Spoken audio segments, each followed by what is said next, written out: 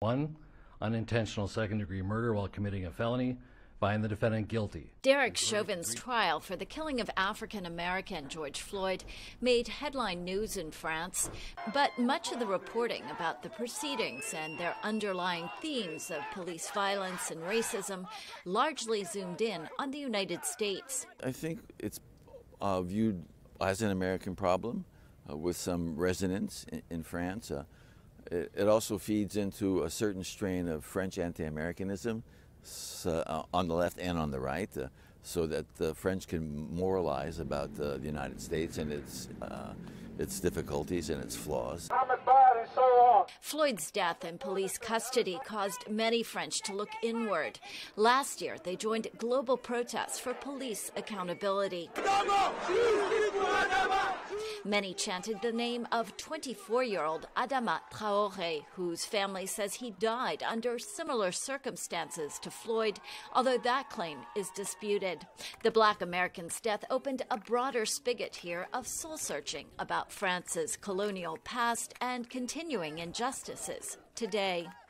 French authorities found zero tolerance for police racism and brutality and promised to ban a controversial police chokehold. President Emmanuel Macron called racial profiling unbearable. Police representatives deny there is systemic racism. They say police are overworked and underappreciated as they tackle violence in tough neighborhoods, sometimes becoming targets of terrorism. The National Police is not racist. To the contrary, it's Republican and diverse, from all ethnic origins and religions. There may be problematic individuals, but the force itself isn't racist. Critics say otherwise. A 2017 report by an independent citizens' rights body found young Black or Arab-looking men in France are 5 times more likely to be stopped for police identity checks than the rest of the population. Last November saw 4 Paris police officers suspended after TV footage showed them punching a Black music producer.